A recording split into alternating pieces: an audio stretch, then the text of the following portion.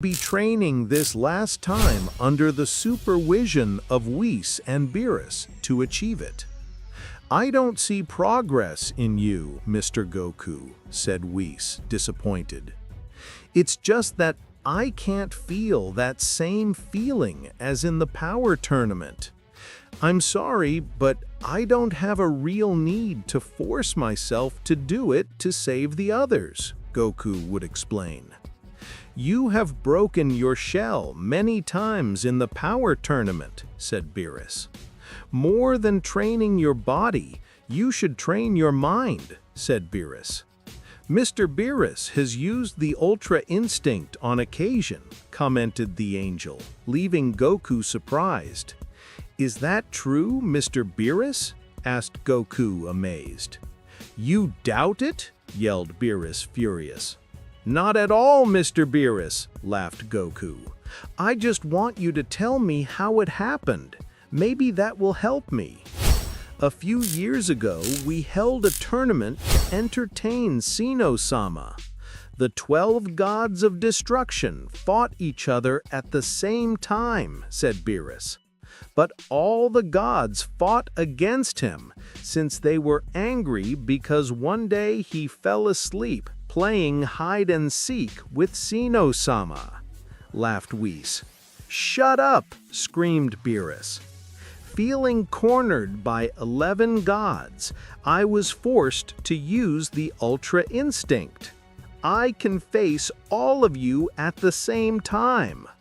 Let's fight. Try to use the Ultra Instinct, Goku would ask. I can use it at will, which you can't. But I haven't reached 100% as you have done in the power tournament, said Beerus. Still, the proposal sounds interesting. Goku and Beerus would prepare to have a friendly battle. Remember, this fight is not to show who is stronger. It is so that you can understand how to execute the Ultra Instinct, Beerus would explain. Okay, I understand, Goku would answer seriously. Goku would transform into Super Saiyan Blue by raising his ki to the maximum. Goku and Beerus would begin to exchange blows. Beerus's attacks seemed to be slightly more powerful than Goku's. At one point, Beerus would hit Goku in the stomach with a strong punch, then a kick under his chin, and then with a kick in the chest, he would throw him away. Now I want you to attack me with everything, and pay attention, said Beerus. Okay, but then you'll regret it, smiled Goku with great confidence. Goku would move at great speed towards Beerus. He would throw a punch, but Beerus would dodge it just by moving his head to one side. He's doing it, Goku thought at that precise moment. Goku would attack Beerus again on repeat, but the result was the same. I can't believe it. He moves as little as necessary to dodge my attacks, Goku thought. By the time Goku realized, Beerus would connect a blow to Goku's side, just under his ribs, thus breaking his posture. Goku was bent. He could hardly stay upright. Do you understand, Mr. Goku? Asked Whis. More or less, it still doesn't seem like Beerus will increase his power. He only moves in a more efficient way, said Goku. That's what the Ultra Instinct begins with. What you're seeing is just a small sample. Mr. Beerus hasn't fully mastered it yet, explained Whis. I don't understand. I had unleashed a colossal power. He only moves just and necessary. There must be something else, said Goku. Beerus would start attacking Goku non-stop, connecting hundreds of blows at an incredible speed. If I don't do something, he'll end me, said Goku. Beerus would throw a punch, but Goku would instantly cross his arms, covering his face. "He has done it," said Whis. A strange reddish aura would manifest around Goku. Beerus would move away quickly. "How strange," said Whis without understanding. Goku would allow him to see his face. He had fangs protruding. Also, his eyes had a strange red color. "Mr. Beerus, be careful. I've never seen anything like this," warned Whis. But Beerus would make a loud signal. "I don't want to miss this for anything in the world," said Beerus seriously. A whitish aura would cover Beerus's body. This seemed to manifest the Ultra Instinct even better than before. "Just be careful," warned Whis again. Goku and Beerus would throw their fists at each other, creating a great stir. Goku's fangs grew little by little as his ki increased. Goku at one point holds Beerus by one of his ears and would crash his face against the ground over and over without stopping. Beerus should create a ki explosion to free himself. That's not the Ultra Instinct. It's something different, something wild, Whis thought. Beerus would attack Goku with a ki beam, but he would respond with another when he opened his mouth and grunted. You could hear a wild scream from Goku. Goku's attack would be more powerful than Beerus's, so in a matter of seconds he would gain an advantage. Beerus would fly several meters, leaving him badly injured. Goku would run clumsily and wildly towards Beerus. "Enough!" he would order Whis to stand in front of Beerus, but he did not expect Goku to attack the angel. Goku would throw a punch at Whis, but she would resist the blow with her scapula. It's very powerful, Whis thought. Goku would attack Whis without stopping while the angel was only limited to dodge him and run away from him. "Mr. Goku, I said it's enough," Whis said. But Goku did not react. He is totally disconnected from his use of reason. It's like a wild state, Whis thought, worried. Whis would hit Goku in the stomach with the tip of his scapula. He would stop for a moment, but then continue attacking. "It can't be. He must have fainted with that blow," said Whis, surprised. Goku would raise his ki even more, but he would not scream, he would only grunt. "I have no choice," Whis thought, attentive. Goku would go at high speed towards Goku, but the angel would increase his ki.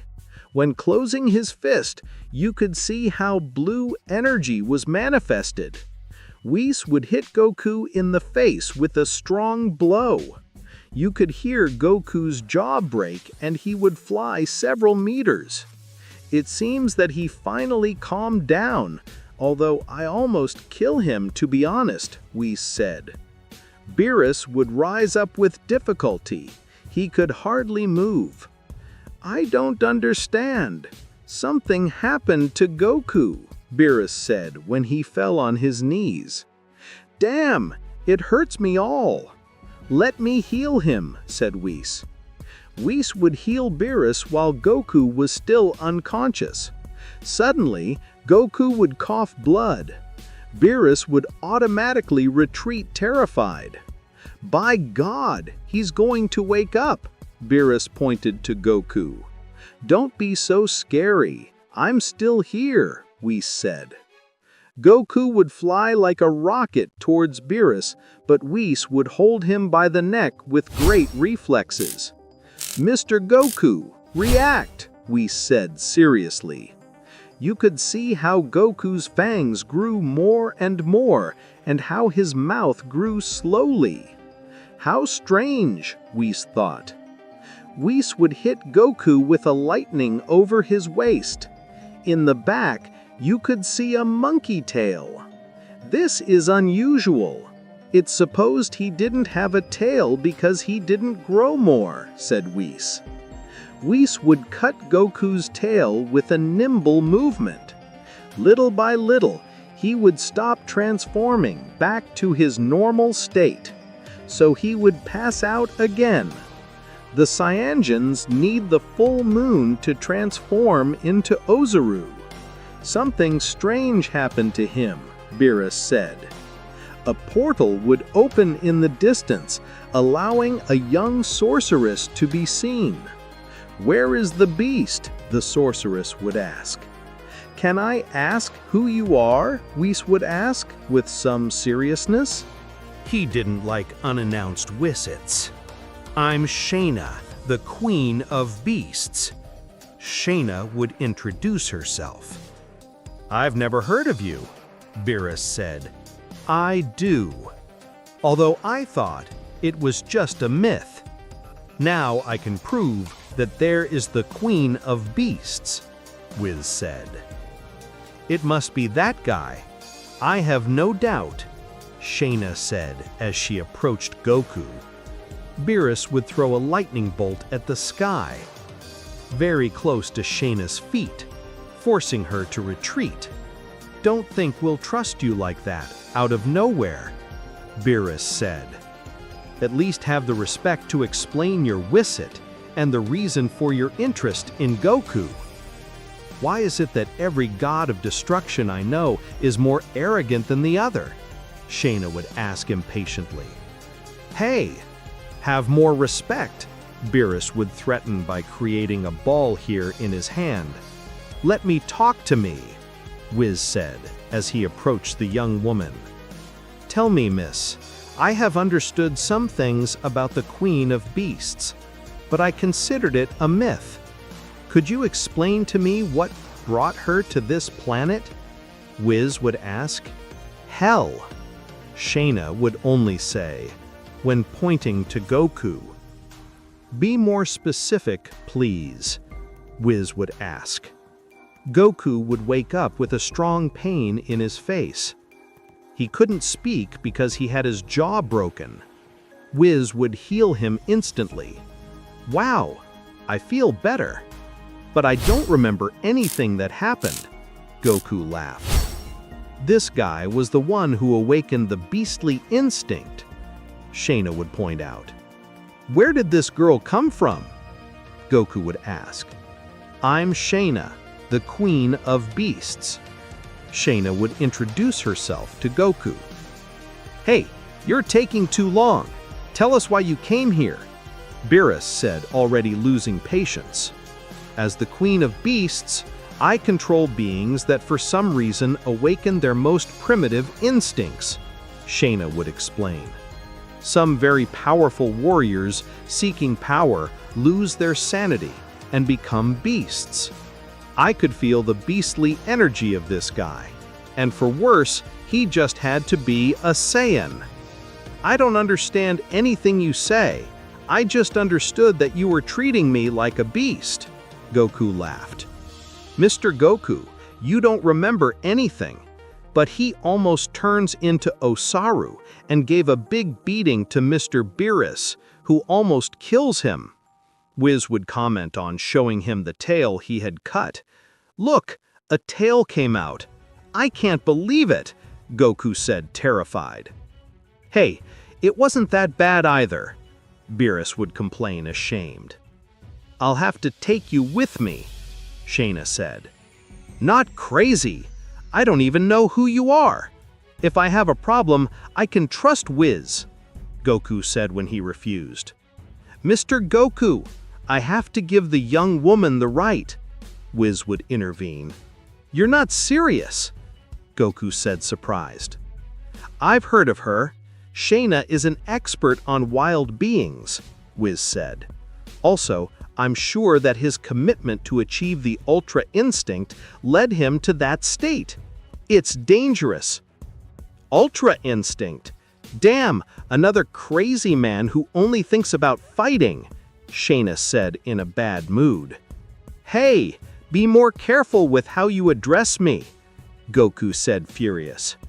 Goku's ki would begin to increase again. His eyes would turn red again. Again, a tail would grow. Shayna would throw a needle into Goku's shoulder. His left arm would not respond. He would be paralyzed. "Hey, what are you doing?" Goku would ask, furious, but his eyes would begin to weigh on them. I feel like I'm sleeping," Goku said when he fell to the ground. "A Saiyan awaking the Ultra Instinct. This is dangerous," Shayna said. "Why would it be dangerous?" Whis would ask. "Because it could become a supreme legendary Saru," Shayna said. Meanwhile, in Universe 11, Dispo was seen reaching top speed toward Toppo. "Dispo, what's going on?" Toppo would ask when he noticed Dispo altered. "We have an order to capture Grade Alpha," Dispo said when he gave Toppo a paper. "If it is Grade Alpha, it means that it is something that is dangerous beyond the universe," Toppo said when he observed the paper. "I can't believe it," Toppo said, amazed. Toppo would go to look for Jiren to show him the order. "Are you sure it's not a mistake?" Jiren would ask, curious. "I have already verified it. It comes from the high commands," Toppo said, and Jiren would support the paper on the table where the image of Goku was seen. A few hours later, Goku would wake up to realize that he had just reached Shayna's planet. There was a kind of giant dome with transparent panels. Inside, there seemed to be some kind of zoo for its variety of species. "Hey, you collect animals?" Goku would ask, somewhat uncomfortable. "Of course not, idiot," Shayna would answer arrogantly. Shayna, with an clap, would dematerialize a section of the dome so that both could enter. Upon entering, with another clap, the dome would be closed again. Then they would walk down a corridor where they could see several types of animals locked in cages, protected with magic. "They look like ordinary animals. I don't see anything dangerous about them," Goku said. "That's what you think," Shayna would answer. "Some are mortals who have lost the use of reason in search of more power, and they have transmuted to dangerous animals. Others are simply animals with dangerous qualities, so I have them to study them." Goku would observe a bird in a cage. It was an ordinary bird that would not attract anyone's attention. "Hey, it's just an ordinary bird. I don't see anything dangerous about it," Goku laughed. "It is not dangerous in itself, but it has generated chaos in Universe 10. The king of an important galaxy has paid me very well for having it here," Shayna would explain. "And what does it do?" Goku would ask. "Observe it," Shayna would say when pointing to the parrot. Goku would be watching the parrot very closely. The bird at first seemed to give no importance to Goku, but when he would realize that he was watching him, a cloud of smoke would cover him. "It can't be! It exploded!" Goku said, terrified. "Observe well," Shayna said. The smoke would disappear, seeing another Goku sitting on the branch of a tree. "But it's me!" Goku laughed, surprised. The bird said, over and over, using the form of Goku. Then it would return to its original form. "It's not that dangerous. On my planet, I have 2 friends who can turn into animals, and even into objects. They are called Ulan and Puar. They are fantastic," Goku explained. "Yes, look how good," Shayna laughed. "This bird became the king I had told you about before, and unleashed a war between planets. Millions of mortals died for a misunderstanding." "Wow, that's wrong," Goku said. "They were going to sacrifice it, but I told the king that if I did, I could not find out his origin, and that maybe there were more. He paid me to keep it, but I actually saved his life," Shayna said.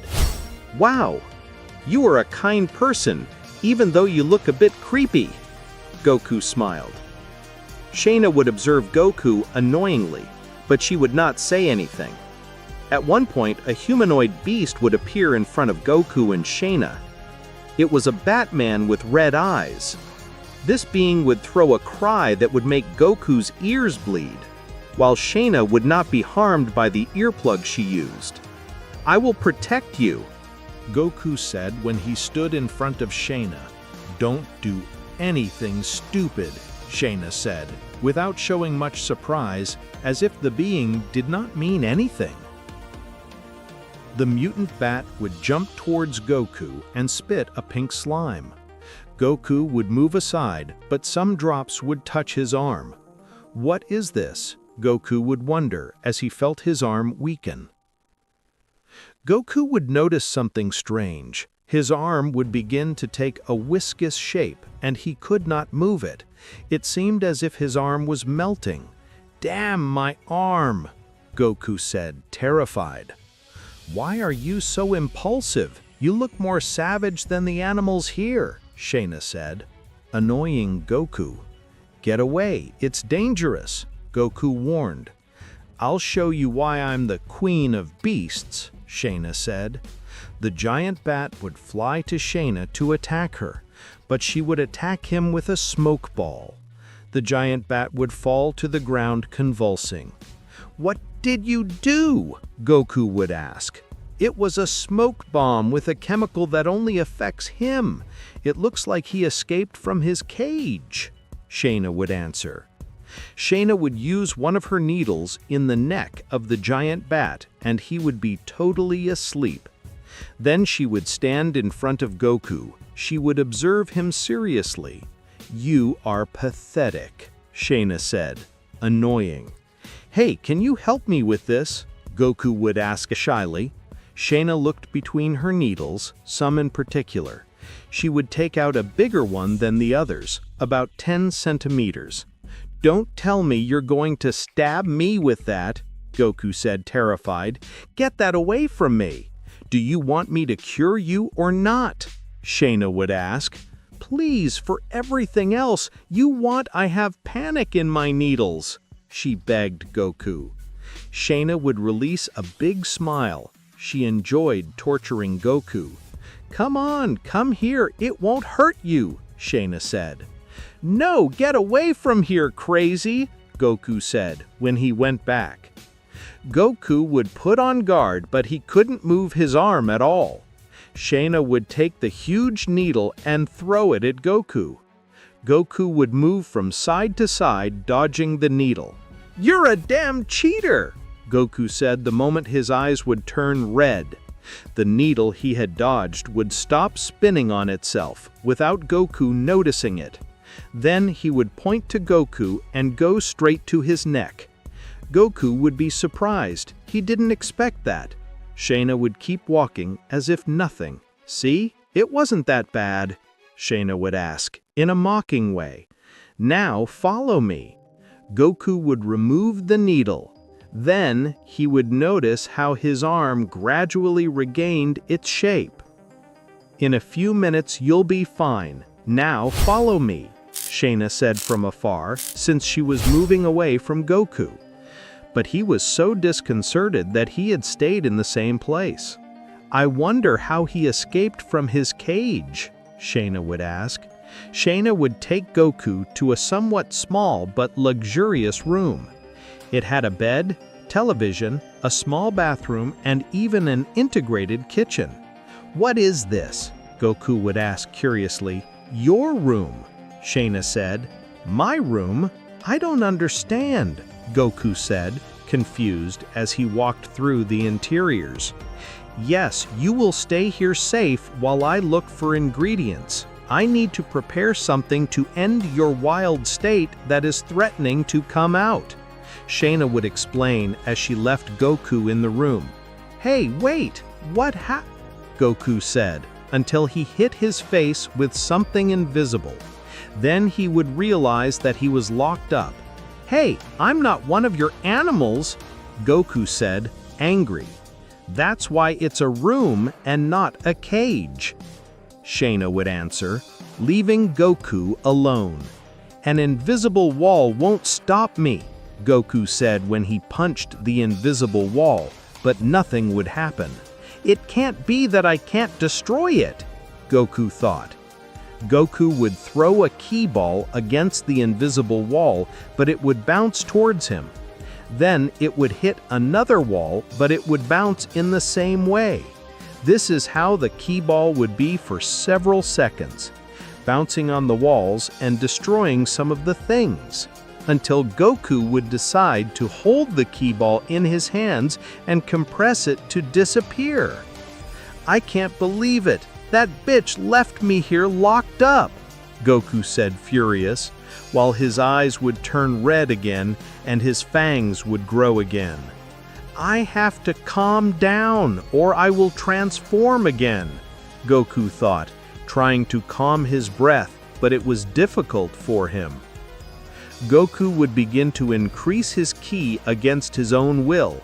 His tail had grown again without any explanation. But before he could transform, some metal tubes would come out of the walls. Each of the tubes would release a pink gas. Goku, as he breathed the gas, would fall unconscious. Shayna would observe everything from the control room full of monitors, since it would have the entire area with security cameras. Did his tail grow again? Shayna would wonder, surprised. His primitive instincts are so strong that his metabolism generates a new tail in a matter of hours. This is very dangerous. Shayna would begin to check in the cameras the reason for the mutant bat's escape. At the time of watching the video, she saw the being inside his cage. Then the image would be lost, and he was simply out. Someone was in here sabotaging the dome. He did this right when I arrived with Goku, he would tell himself to Shayna. But he left no trace. Shayna would realize that a ship is about to enter the planet, so Shayna with a portal would leave the dome and wait for the ship outside. This gets weirder and weirder, Shayna thought, while waiting for the ship to descend. Topo would come out of his interior and would introduce himself cordially. "My name is Topo. I am one of the high commands of the Galactic Police of Universe 11, Topo said with irreverence. "What do you want?" Shayna would ask in a bad mood. "We came in search of this subject, and we understand that you brought him here. We have a very important capture order," Topo would explain by showing Goku's photograph. "Yes, I have him, but they are not going to take him," Shayna would answer by turning around, ignoring Topo. "Miss, it is an order of the troops of Pride. You cannot resist," Topo would say by lowering his voice. "If you do not cooperate, we have authorization to use force." Shayna would turn quickly and throw one of her needles at Topo. The needle would enter his shoulder, leaving Topo very weak. Topo was on his knees. It was difficult for him to stand up, and he looked blurry. "Surprising. You must have fainted and you are still conscious. You must be a very resistant race," Shayna mentioned. Meanwhile, Dispo would be infiltrated on the outskirts of the dome, while Topo kept Shayna distracted. Dispo would try to enter the dome, but could not find any opening. Then he would begin to vibrate his body at high speed and would cross the walls of the dome as if he were a ghost. Then he would run inside the dome looking for the trace of Goku. He finally found him. He was still fainting. "There it is," Dispo said, but he would realize an invisible wall that did not let him pass. Dispo would use the same technique as before and thus enter through Goku. "It seems unconscious. I must hurry," Dispo thought. Dispo would stealthily leave the interior of the dome with Goku, but would run into Shayna in front of him. "What the hell are you doing?" Shayna would scream furiously. "Get away if you do not want me to hurt you," Dispo would threaten.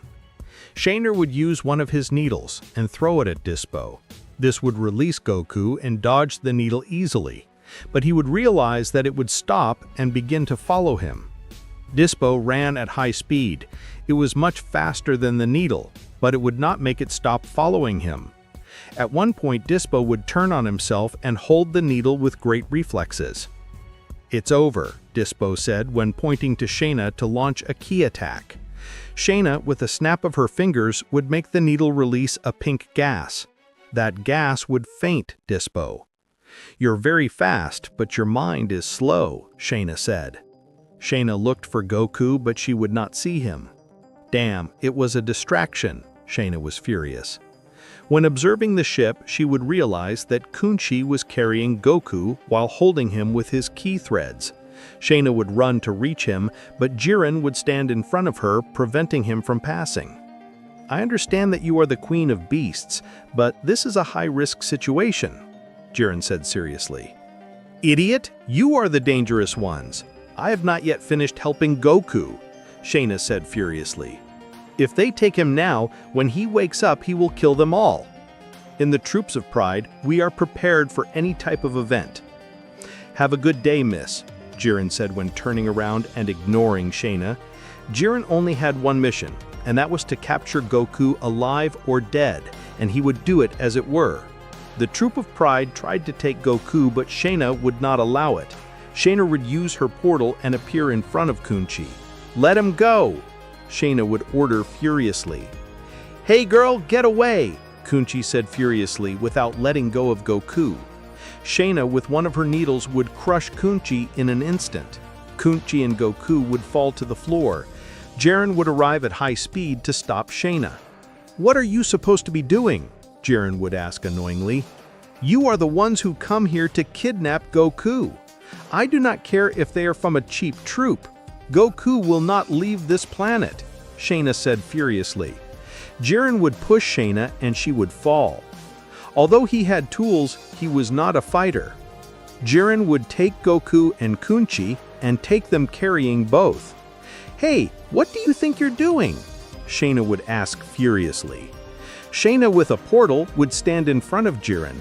Then he would take one of his needles and throw it. Jiren would release Kunchi and hold the needle gently, right in front of his eyes. Shayna would click her fingers, and a pink gas would come out of the needle, as happened with Dispo. Jiren would suck the gas on purpose, by inhaling deeply and releasing it through his mouth. "It cannot be, he rejected the gas," Shayna said surprised. "What kind of being are you?" Shayna would ask. "I must go," Jiren would answer. The moment Jiren was going to take Goku, he would notice that he would have his tail raised. Jiren would take Kunchi and quickly move away, warned of his kick rising. Goku would stand up with difficulty. Although he looked furious, he had red eyes and big fangs. "Damn, look what you did," Shayna said. "Keep silent," Jiren would answer. "I don't know." "I know what's going on. I just know that I'm furious," Goku said when he saw Jiren with hatred. Dispo would arrive at high speed next to Jiren.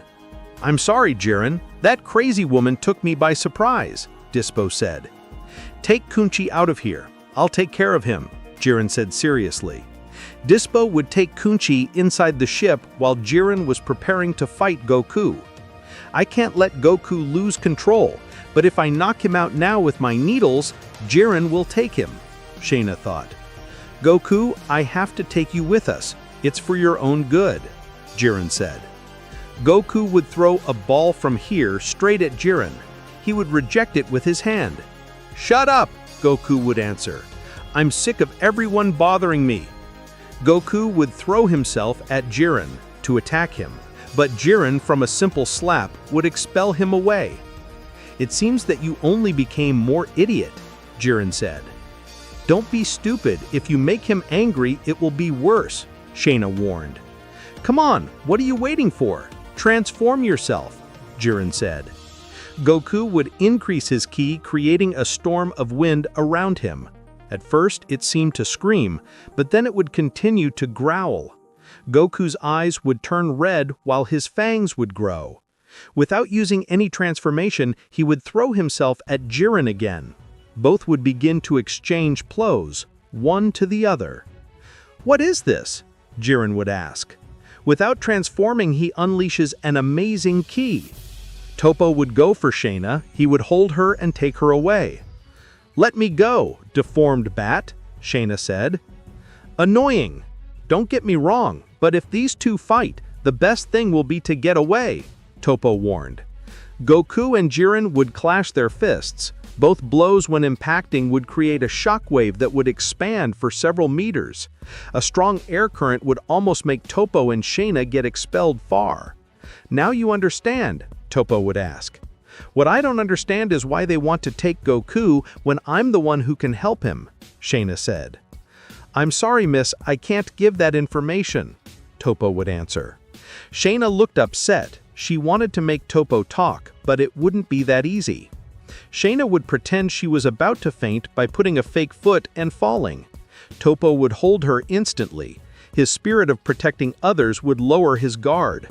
Shayna would take advantage of Toppo taking her in his arms and nailing a needle in his arm. "Damn it," Toppo said when he released her. "You fooled me." "That's right," Shayna would answer. "Now you will tell me what the interest you have in Goku." Toppo would fall on his knees like before. He felt dizzy. "This time my needle did not have somniferous, just a chemist that will force you to speak," Shayna would explain. "Now tell me, why do they want to take Goku?" "I can't say it," Toppo said. "Speak," Shayna would demand. "I can't speak. I have orders not to do it," Toppo said. "Who gave you that order?" Shayna would ask. "The highest position of the Pride troops," Toppo would answer. "Why?" Shayna would ask impatiently. "I don't know," Toppo said. "Come on, you have to know something," Shayna would demand. "He must have told them something when he gave them the order." "We only know that it is a request to capture Grade Alpha," Toppo would answer. "And what does that mean?" Shayna would ask. "Alpha grade is a danger that threatens more than one universe," Toppo said. "Do you know that Goku could be the supreme, legendary Ozaru?" Shayna would ask. Shayna was about to watch the fight. Goku and Jiren exchanged blows at the same level. By that time, Goku's arms were already covered with hair.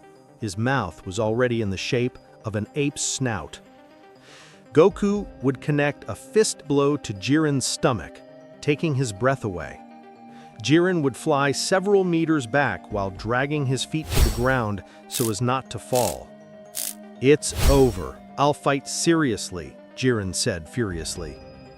Jiren would increase his ki to a great level, breaking the upper part of his uniform.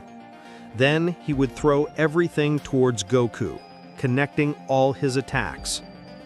Goku could barely dodge Jiren's blows, but he didn't stop. He was still in that wild state. "What are you going to do with Goku?" Shayna would ask. "Keep him under custody until the scientists find a solution," Toppo said. Shayna would be thoughtful for several seconds. The Pride troops seemed to have good intentions, but some things didn't add up for her. Jiren kept hitting Goku without stopping, but it seemed that Goku was becoming more and more resistant. At one point, Jiren would throw a kick at Goku, but this would cover his attack. He would take Jiren by the ankle and make him fall to the ground. Then, Goku would let himself fall on top of Jiren. With his elbow, he would turn Jiren's ribs, causing him to spit blood. Goku would prepare his fist to hit Jiren, but one of Shayna's needles would enter Goku's neck. Goku would begin to weaken. At that moment when he would have lowered the guard, Jiren would take the opportunity to kick him and take him off. Jiren would move away without understanding why Shayna would have helped him. "I don't understand what you just did. I hope it's not a trap. I warned you, Jiren.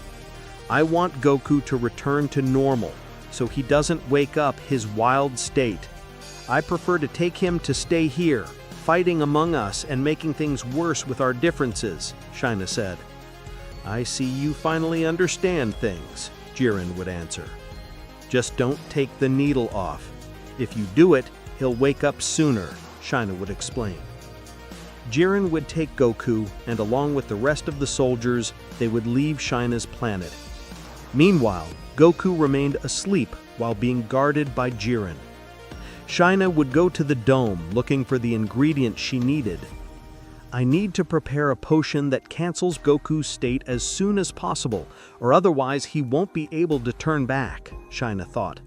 I know about the Saiyans that every 1,000 years one appeared that lost control and turned into an Ozaru, without the need of the full moon. Goku's case is serious, since he is much stronger than the Saiyans before. A few hours would pass. Goku would wake up, finding himself tied in a chair. What's going on? Why do I feel so weak? Goku would wonder. Goku would try to move, but it would be impossible. Holy heaven, my head is going to explode, Goku thought. Goku, I see that you finally wake up, Toppo said when he appeared. Toppo? Goku said, surprised. What the hell is going on?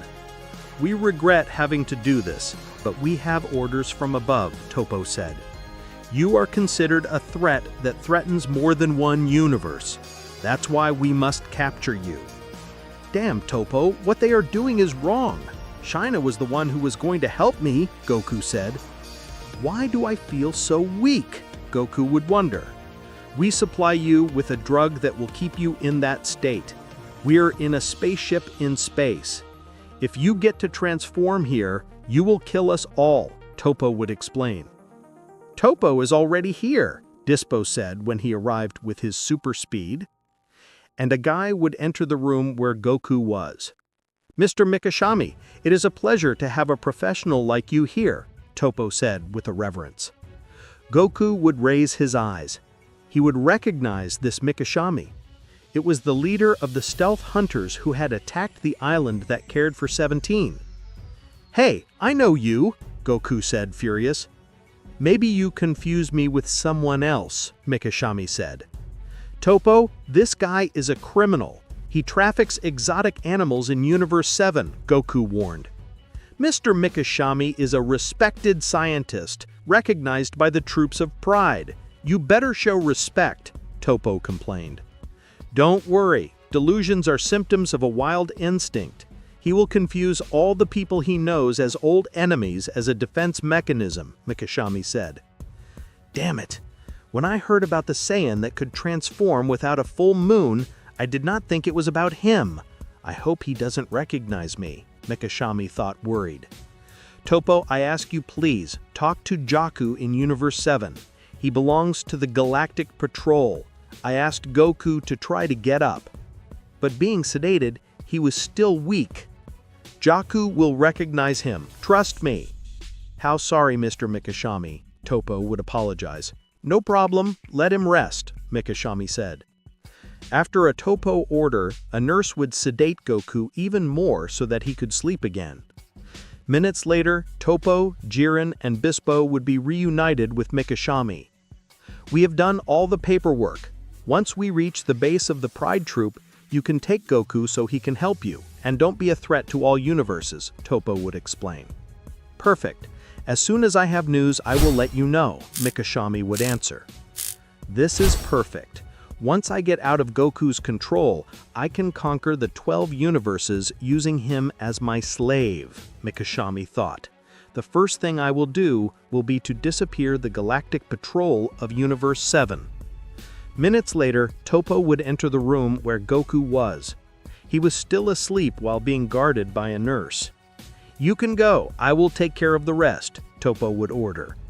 But sir, he just ordered me to guard, the nurse would answer. Toppo looked seriously at the nurse, and this, terrified, would withdraw without further questions. Then Toppo would hit Goku on the face over and over until he would wake up. What the hell are you doing, Toppo? Goku would ask, very weak. I am not Toppo, Toppo said. The image of Toppo would become Shaina. She had disguised herself as Toppo with a spell. Shaina, how did you do it? Goku would ask. Things I learned from the bird, Not for nothing I am the queen of the beasts, Shaina laughed. The nurse who attended Goku would cross with Toppo and Mikashami. Mr. Toppo, did you leave someone in the room with the guy named Goku? The nurse would ask, "But if I order you to cover the guard," Toppo said, annoying. "Who is in the room?" Jiren would ask. "Mr. Toppo just told me that he would stay," the nurse would explain. Toppo and Jiren would go in a hurry to the room where Goku was, and they would find him with Shaina. "Again you?" Jiren said, very angry, while looking at Shaina. Goku and Shaina had been surprised by the Pride troops. Mikashami would be terrified to observe Shaina. "It's amazing that he always finds you in one of your dirty plans," Shaina said. "Do you know each other?" Toppo would ask. "Of course not. He just wants to confuse them," Mikashami said, uncomfortable. "Toppo, please trust me. He is one of the bad guys," Goku said. Shaina would create a portal and take Goku, but before fleeing, Toppo would draw a weapon and shoot at Goku. What he had shot was a very small tracker that had adhered to his waist. "Quick, we have to go get them," Mikashami would point. Jiren would support his hand on Mikashami's shoulder. He would leave him paralyzed with fear when he looked at him seriously. "I see you more worried than all of us to be a simple scientist," Jiren said, in a threatening tone. "What are you trying to say?" Mikashami said, fearing to be discovered. "You will stay here. I do not want to see you after Goku," Jiren would order. Minutes later, Shaina would arrive with Goku to a new planet. "What is this place?" Goku would ask, tired. He was still weakened by all the sedatives they had given him. "It is another of the places where I usually stop. I cannot go to my planet for now because they will find us," Shaina said. "Tell me, Goku, do you know what kind of drug they supplied you?" "They used a sedative that they supplied me with needles," Goku would answer. "Wow, how specific," Shaina said with annoyance. "I already have the drug that will help you not to lose control, but if I do not know what they supplied you, I cannot give it to you until at least 2 days, Shaina would explain. "Damn, 2 days is a long time," Goku said. "Hey, let me walk. I think I feel better," Goku would ask. Shaina would let go of Goku, but he would lose his balance completely. He would fall on his knees. "You have to rest until the effect of the sedatives passes," Shaina said. Shaina would take Goku to a small laboratory he had on that planet. She would put him to rest in the meantime. Jiren would arrive a few hours later since Goku was still with the tracker on top and they had not realized. "I can feel Jiren's ki," Goku said, alert. "It is impossible that he has found us," Shaina said, worried. "He's getting closer and closer. I must stop him," Goku said. When he got up, but again he would fall for his state. "He's going to beat you in a blow, and if he takes you, I won't be able to rescue you again," Shaina would warn. Toppo was on a trip with Mikashami, since the latter would con him of the importance of having Goku under control. "We have to prevent Shaina from trying something weird.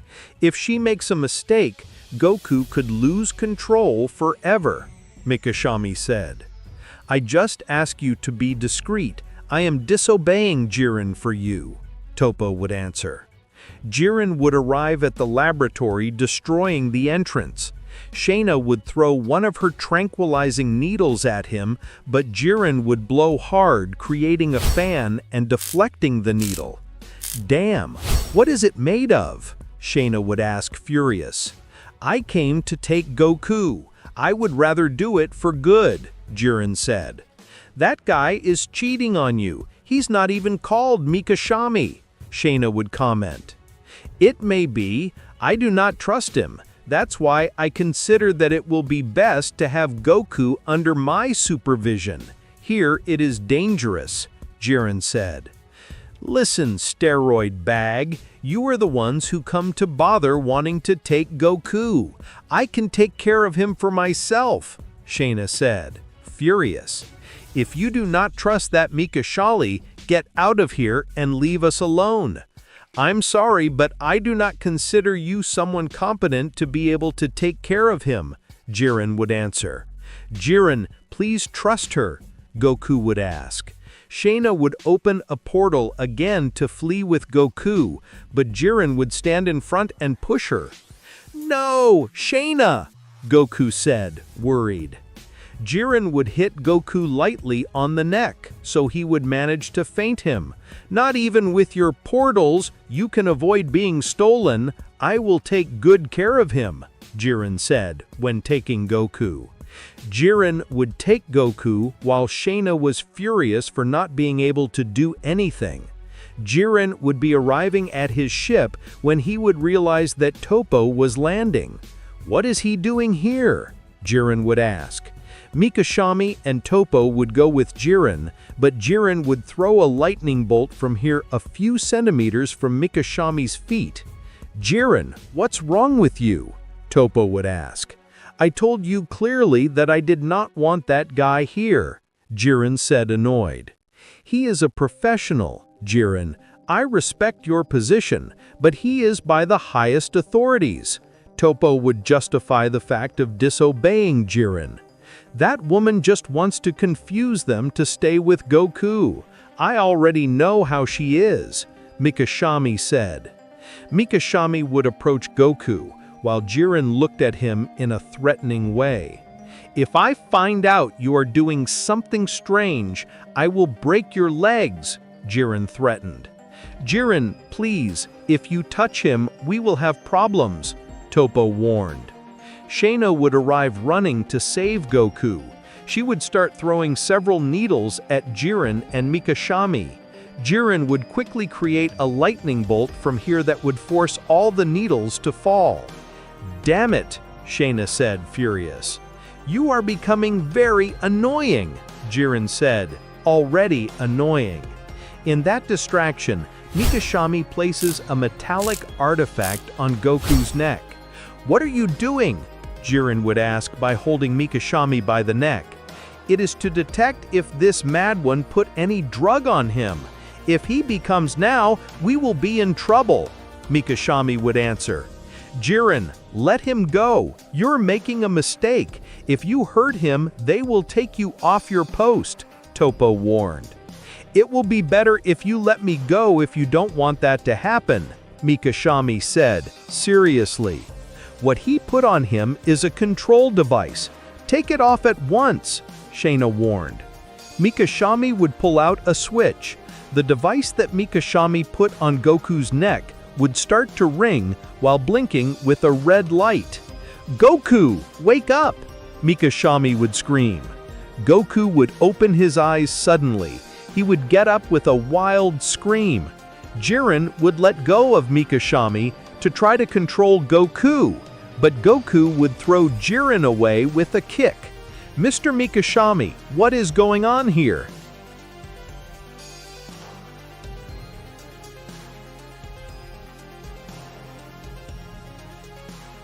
Toppo would ask.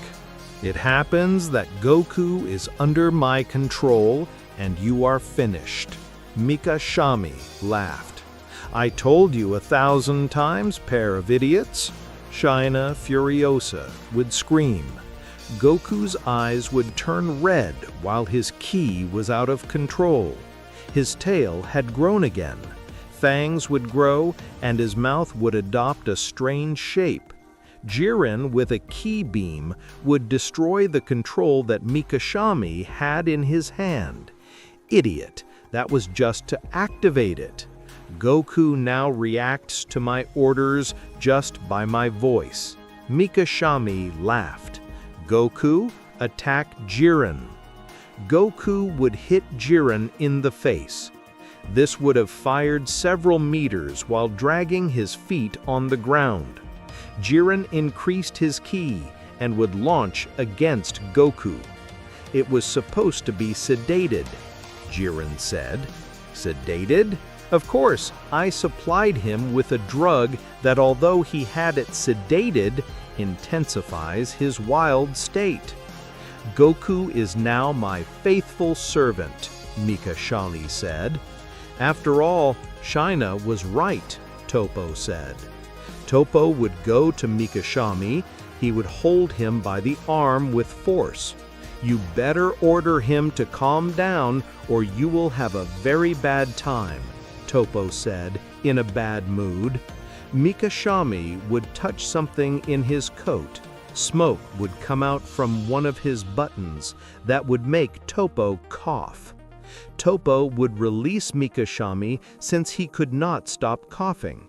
Then he would faint. Goku, kill Jiren, Mikashami would order. Goku would increase his ki even more. After a fierce cry, he would turn into an Ozaru. Jiren would fly towards Goku to attack him, but this one with a blow would hit Jiren, leaving him buried on the ground. Goku would step on Jiren. His huge leg would cover his entire body. Even so, Jiren resisted. He would begin to raise his arms, making a great effort to lift his leg. He is very powerful. Even if he is clumsy, it will be difficult to stop him, Jiren thought. Jiren would be able to get up, making Goku fall to the ground, creating a bang when hitting his huge body. Jiren would begin to greatly increase his ki. The earth under him would begin to scream.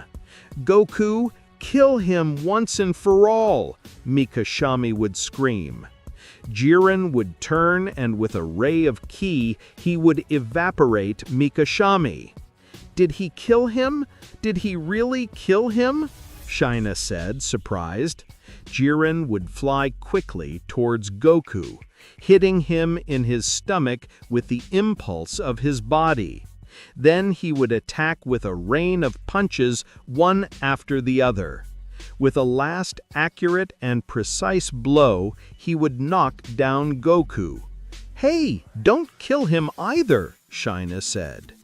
Goku was lying on the ground, still transformed into Ozaru.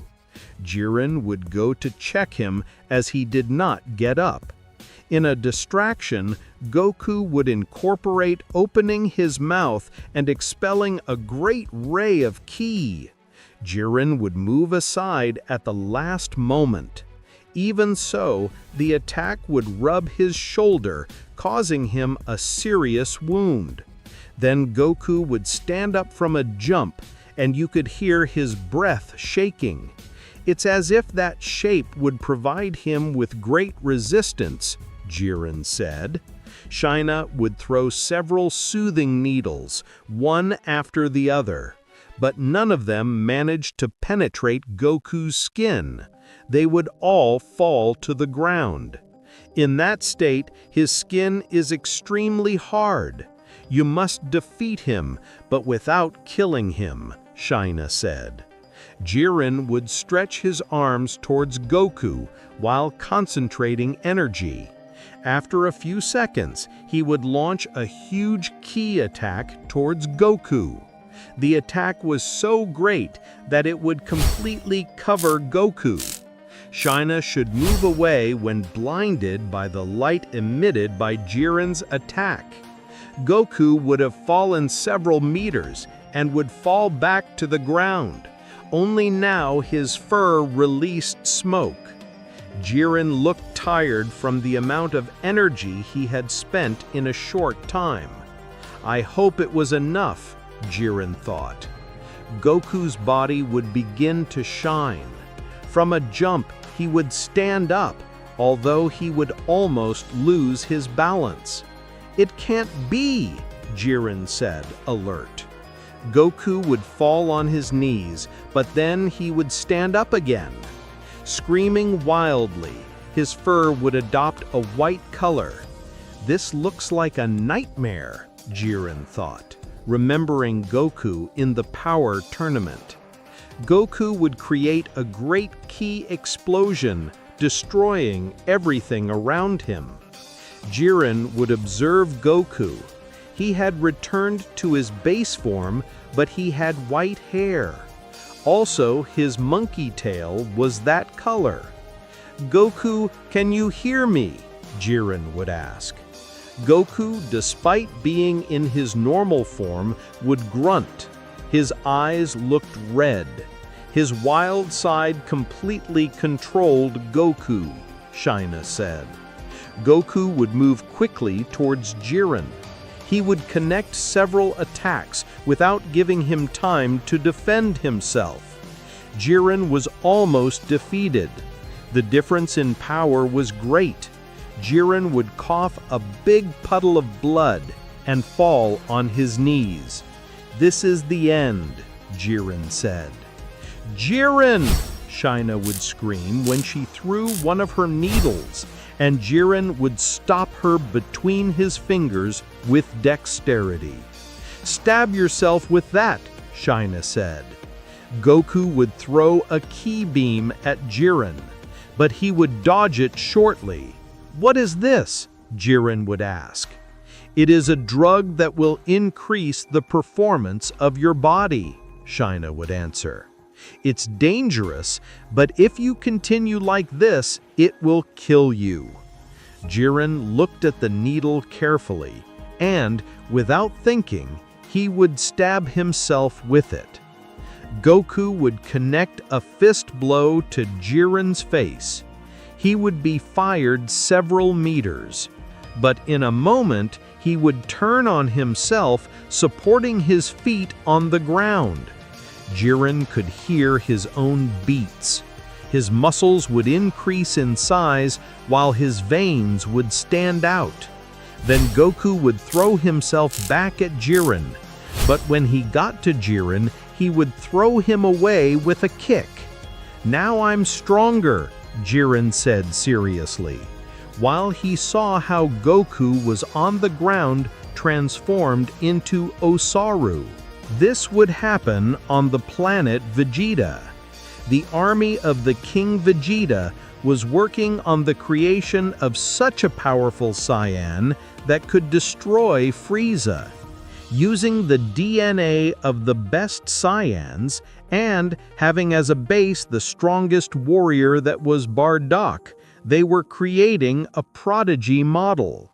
The King Vegeta would enter the laboratory and he would notice that things were very slow. "It can't be that it takes so long. If they keep wasting time with this, Frieza will discover us," the King Vegeta said. "Great King Vegeta, I swear we do the best we can, but it's a very complicated job," one of the scientists said. "We are trying new things. It's the first time we created life this way." The King Vegeta would support his hand on the scientist's chest and he would explode a ball of blood on top of him, killing him in the act. The other scientists would be terrified at the violent response of the King Vegeta. "I think I'll have to speed this up," the King Vegeta said. The other scientists would start as if there was no tomorrow. "That's how I like it. I want results, not slacks," said King Vegeta. "King Vegeta, Frieza requests it," said one of the soldiers. "Damn, and what does he want now?" asked the annoying King Vegeta. King Vegeta would leave there to meet Frieza. He was really furious, since every wisset of Frieza was a problem. "King Vegeta, what a pleasure to see you," said Frieza with a proud look. "Great Frieza, it is an honor to receive you in my humble planet," said King Vegeta, making a reverence. "I came here to solve some accounting problems," said Frieza. "According to the numbers of my agents, the planet Vegeta receives more resources than normal."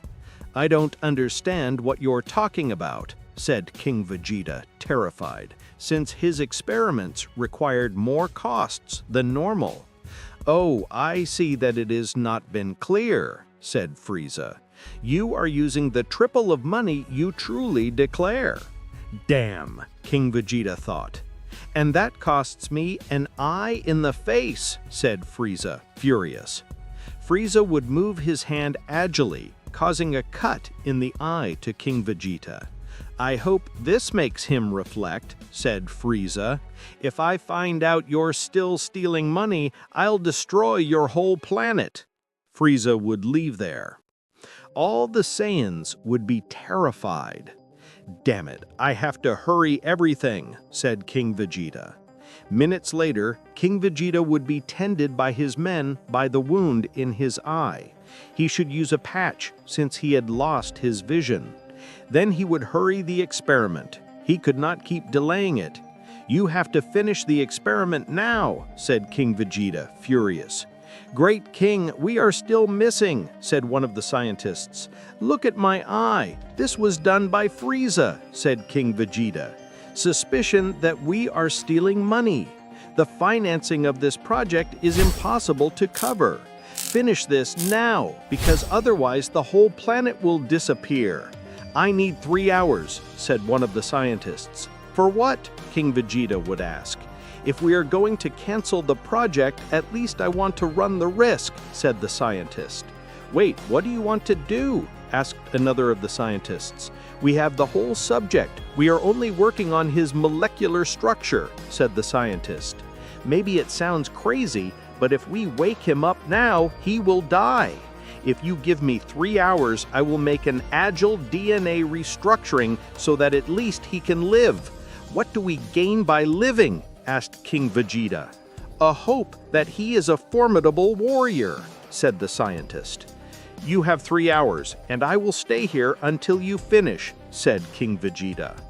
All the scientists would put their hands to work to expedite the experiment. Arriving at 3 o'clock, King Vegeta would order to stop everything. After the last touches, they would wake Goku up once and for all. "Ready! Wake him up!" "Good!" said King Vegeta. "One moment," said the scientist when he arrived with a syringe. "What is that?" asked King Vegeta. "This is hope," said the scientist. That man would prick the syringe on a system of conducts that would supply the content to Goku's body. Goku's body would begin to move. The computer metrics would be altered. "What's going on?" asked King Vegeta. "It looks like he's waking up," said the scientist. King Vegeta's tracker would be activated. It would mark 2,000 fighting power. "Damn it, it's not worth it. It has 500 more power than average," said King Vegeta. Then Goku's fighting power would go down until it reached 0, and Goku would not move. "I think he died," said King Vegeta seriously. "It can't be. He has to wake up," said the annoying scientist, and would kick the capsule that contained Goku. The tracker would be activated while Goku moved. It would raise his fighting power. 40,000, said King Vegeta, amazed. The radar would explode, not being able to take more measures. It can't be, said King Vegeta, amazed. Suddenly, the crystals of the capsule would crack and it would explode, letting Goku fall. Goku would start coughing, he would manage to breathe and open his eyes. Give him some clothes, said King Vegeta. I hope this works. All the scientists would attend Goku and would take care of dismantling that laboratory so Frieza would not suspect his inventions. Meanwhile, Frieza was on his ship meditating what to do with the planet Vegeta.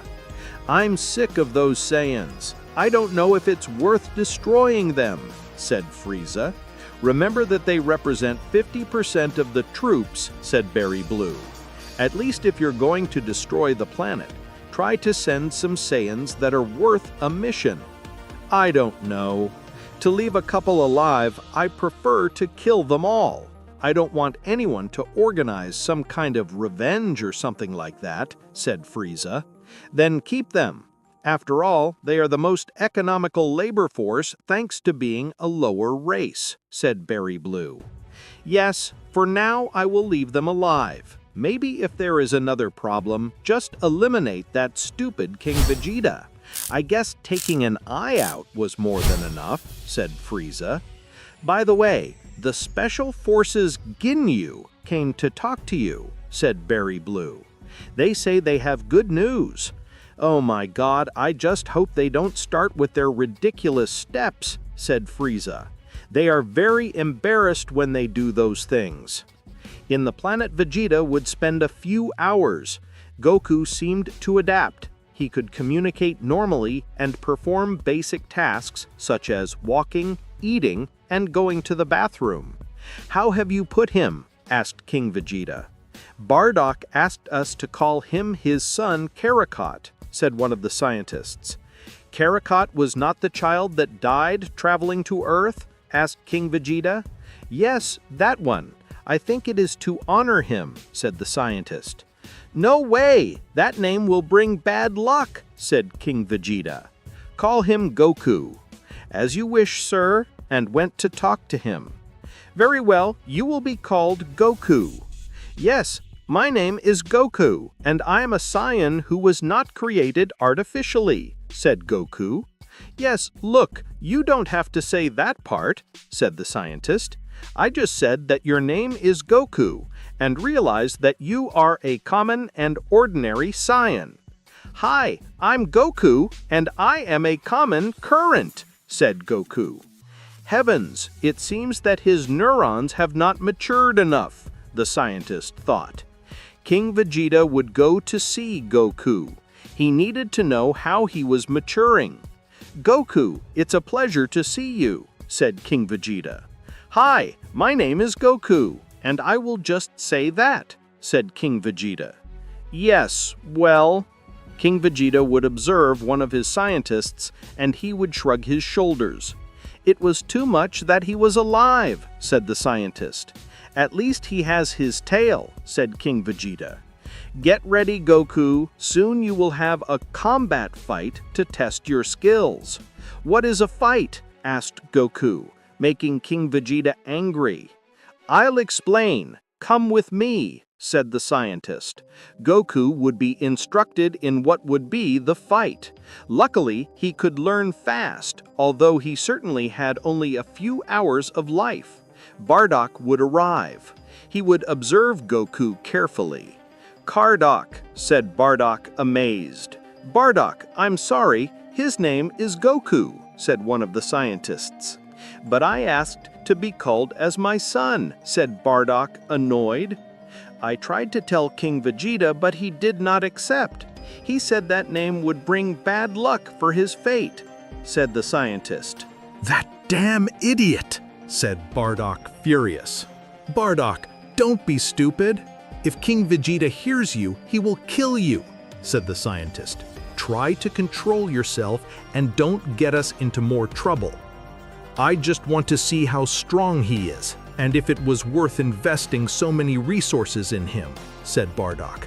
After all, it is our hope to kill Frieza. Bardock, are you ready? Asked Janae when he arrived. Janae, yes, it seems so, said Bardock. Holy heaven, it's just like you, said Janae when he saw him. This is how Kakarot would look if that accident had not happened, said Bardock.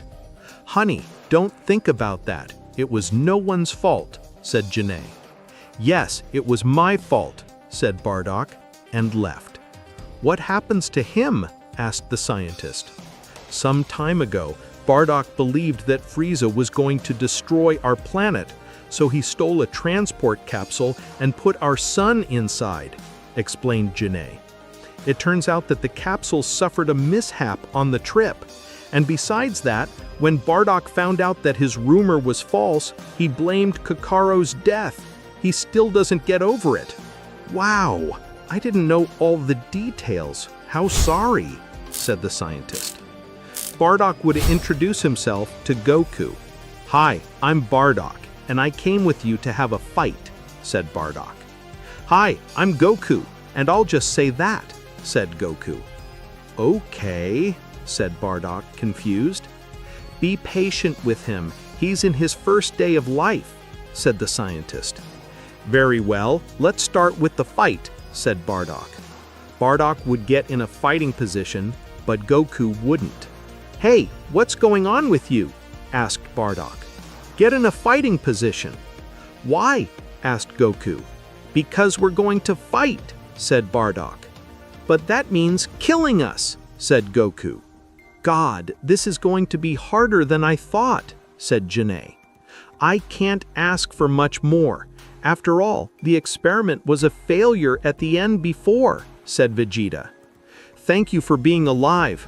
Come on, Goku. I'll have to attack you to measure your powers, so get ready, said Bardock. Bardock would throw himself at Goku. He would get to him with a punch, but he would dodge it. Hey, I don't like this, said Goku. What are you talking about? Asked Bardock. God, he's an idiot, said Vegeta. Goku, you have to defend yourself. You must learn to fight to exploit your skills, said Bardock. I'm sorry, but I don't like the idea of hurting other people, said Goku. Tell me it's not true, said Bardock, furious. Goku, attack Bardock. I order you, said Vegeta. No, I don't want to. You're a damn idiot, said Bardock. Bardock would attack Goku with everything, but all his attacks would be easily dodged. Goku would move from side to side in an extremely agile way. It can't be, said Bardock, surprised. Bardock would join his hands and throw a great ray of ki, but Goku would block it with a simple kick. Hey, this makes me uncomfortable. Let's do something else, said Goku. It can't be. This is a failure, screamed King Vegeta, furious with Goku. King Vegeta and Bardock were really furious with Goku, since although he was extremely strong, he had no intention of fighting. He didn't like hurting others at all. Goku would go to Bardock and Janae's house while she would take care of him. Hey, I guess you're hungry, said Janae. Wow, now that you say it, I'm starving, said Goku. Janae would serve food to Goku and he would eat like a beast. Janae would be impressed by Goku's great appetite. Wow, you really eat a lot, said Janae, amazed. You cook very well, said Goku. After a few minutes, he would finish eating. It would be really full. Wow, everything was so good, said Goku, happy. Janae would look at him with a special smile, and Goku would notice it. Is something wrong? Goku would ask. Oh no, you remind me of my son, said Janae. Really? And where is he? Goku would ask. He died when he was little, said Janae, dumbfounded. Oh, I'm so sorry, said Goku. Don't worry, it's not your fault, said Janae. Bardock would enter the house. He would see Goku and how Janae looked at him. Bardock would realize the situation. Janae, come here for a moment, please, Bardock would ask. Janae and Bardock would go out to talk. What's going on? Janae would ask. I understand that you like him because he looks like Kokoro, but please don't fall in love with him, said Bardock seriously. Hey, what do you mean by that? Janae would ask. He is not our son, and I don't know how long he'll be here. I don't want you to suffer another loss, said Bardock. Janae would slap Bardock, who would turn his face to one side. Have more respect. I'm going to fall in love with him as much as I want. Raditz never loved us, and he left forever. At least I'll give him the love I couldn't give Kokoro, said Janae. Is something wrong? Goku would ask when he arrives. No, nothing, said Bardock. Hey, Goku, I just asked you to be hidden. I don't want you to go out much. Why? Goku would ask. If it's because I'm an experiment, I promise not to say anything. I don't want you to be discovered, or otherwise Frieza will kill us, Not only you, but the whole planet, said Bardock. Oh, I think that would be wrong, Goku said. Right? Yes, Goku, that's right, said Bardock, somewhat tired.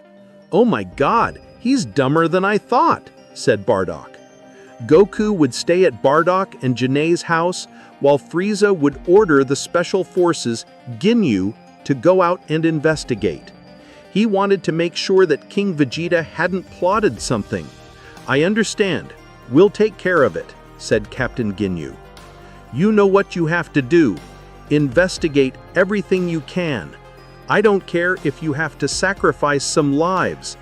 Find out what they were doing with that money they were stealing from me so much, said Frieza. That way the Special Forces Ginyu would go out to planet Vegeta to carry out that investigation. They would go home by home asking questions, although they did it in a threatening way. They hurt the Saiyans and looted their things. Bardock and Janae would find out about their presence, so they would try to hide Goku. Goku, you already know what you have to do. Stay in your room and don't move until we tell you, said Janae. Okay, but then you give me food? I'm hungry, said Goku. Of course, don't worry, Janae smiled. Bardock would leave his home to see what the Special Forces Ginyu wanted, but they were quite unbearable. Come on, I told you I don't know anything, said Bardock. It's strange that you don't know anything. You are one of the strongest Saiyans on this planet, said Captain Ginyu. Also, everyone behaves as if they were afraid to speak, except you. I think he is hiding something, said Janae. Hey, shut up! I'm talking to your boss, said Bardock. Captain Ginyu would punch Bardock in the stomach, leaving him bent on the ground. Be careful how you refer to my men, said Captain Ginyu. Damn, said Bardock in pain. Look at him. He looks like he wants to play, said Rickham. Said Kurdo. Damn, I hear my mouth, said Bardock. The Special Forces Ginyu would surround Bardock while the other Saiyans watched, terrified. How are we going to make you talk? Asked Captain Ginyu. King Vegeta would arrive when he was warned of their presence. Hey, I remind you that I am the king of this planet. If you have to talk to someone, you will do it with me, said King Vegeta. Look, better get lost if you don't want us to humiliate you, said Captain Ginyu. Bardock? Ginny would call worried to see that her husband was in trouble. Ginny, go home, said Bardock. Shut up. All that is yours, said Captain Ginyu. Hey, don't even think about it, said Bardock, furious. Captain Ginyu would take Ginny by the arm to take her with him. I think I'll take her with me. My troops need some entertainment, said Captain Ginyu. Enough, said King Vegeta. King Vegeta would throw a ray of fire at Captain Ginyu, but Rikun would get in his way and deflect the attack with a simple punch. Wow, it seems that the king is behaving very badly, said Rikun. Rikun would hit King Vegeta hard. He would fall to the ground, almost unable to move. The rest of his soldiers, seeing the great difference in power, would not dare to defend him. Look at them, they are cowards, said Barter, making fun of King Vegeta's soldiers. Bardock would try to go for Ginny, but Geese and Gordo would get in his way. You won't go anywhere, said Geese, and would hit Bardock in the stomach. Bardock would cough blood and fall on his knees. Ginny would scream for being dragged by Captain Ginyu. Bardock would not stand it. Suddenly, Bardock would explode his ki to the maximum beyond his limits. What is that? Goku would ask from his room. How strange. It felt like a lot of energy exploding. Bardock's hair was flaming. It was decided to end Ginyu's special forces. King Vegeta would use his radar. Bardock's ki exceeded 80,000 units. It's not possible. I only had 30,000, said King Vegeta. Bardock would hit Geese with a punch, taking him by surprise and leaving him on the ground. "Damn, where did he get that strength from?" said Geese. "Let her go," said furious Bardock. Bardock would throw himself at Captain Ginyu. He would release Ginny and kick Bardock when he arrived. Bardock would fly away several meters, but he would rise again and throw himself at Captain Ginyu. Both would start fighting fiercely, but Bardock would not have any chance. "It doesn't matter what you do, you can't beat me," said Captain Ginyu. Captain Ginyu would kick Bardock hard on the ribs. He would be injured and could hardly move. "As I thought, that increase in power was only temporary," said Captain Ginyu. Captain Ginyu would knock Bardock down, making him crash against the ground. Bardock would be really injured. He could hardly move. "Bardock!" shouted Ginny. "You shut up," said Captain Ginyu. Ginyu would throw a beam of ki at Ginny, but as if nothing, Goku would appear spying on the attack effortlessly. "Enough," said Goku seriously. "Hey, who are you? You look like Bardock," said Captain Ginyu. Ginyu's special forces would measure his fighting power. He only scored 15,000. "Captain, it doesn't show up in the database," said Ginny. "That's weird," said Captain Ginyu. "Hey, where are you from? Don't hurt anyone anymore. Get out of here and leave us alone," said Goku, annoyed. "Excuse me?" asked Ginyu. "Do you know who we are?" "Look, I don't care. I really want you to leave. You scare everyone," said Goku. "I think I'll have to teach you a lesson to the blows," said Captain Ginyu, as he threw himself to the bones. "No, please, I don't like to fight," said Goku. "Look at him, he's a chicken," said Ginny. "I'm not a chicken, I'm a Saiyans created in a laboratory," said Goku. "Damn it, he said it," said furious Bardock. "What nonsense are you talking?" asked confused Ginyu. "I think it will be better to silence that huge pagoda," said Geese. Geese would decide to attack Goku, but by throwing a punch, he would hold his hand as if nothing. Then, Goku would squeeze Geese's fist hard. "I really don't like to fight," said Goku. "Please, get out of here. I don't want to hurt you," said Goku. "It can't be. If only he wasn't so good, it would be a very useful tool," said King Vegeta. "Geese, what's going on with you?" asked confused Ginyu. "He has a lot of strength," said Geese. "Let me go. You hurt me. It's okay," said Goku when he let him go. "Now, go home and don't bother anyone. Attack," said Ginyu. "Wait, you say it as if it were someone dangerous," said Bardock. "He has a lot of strength. Let's not underestimate him," said Geese. "Ginny, could you move away a little? I don't want you to get hurt," said Goku. "Of course," said Ginyu. The four members would throw everything at Goku. They would all start attacking him at the same time, but Goku moved with such agility that they couldn't do him the slightest damage. The Saiyans would be disconcerted by Goku's skill. The Special Forces Ginyu were recognized as the 5 most powerful soldiers after Frieza, and Goku was walking the 4 of them at the same time. At one point, Rikun would manage to lightly connect a punch to Goku's face. It wouldn't really hurt him, but something would change in Goku. His gaze would become dark. Goku would scream, raising his foot to the maximum, expelling the 4 away. Goku's eyes would transmit hate as a result of the blow. "Hey you," Goku said when he pointed to Rikun. "That hurt me a little, but it was very annoying."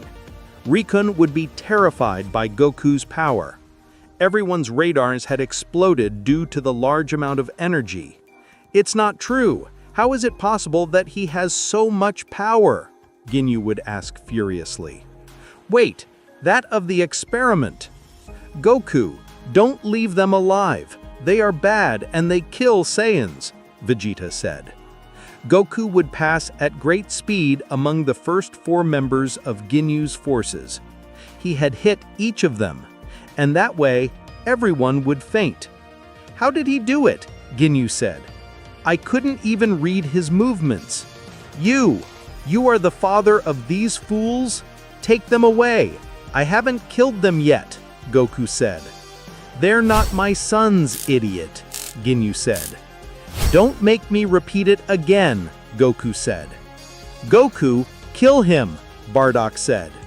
"If you don't, Frieza will tell you, and Frieza will destroy our planet."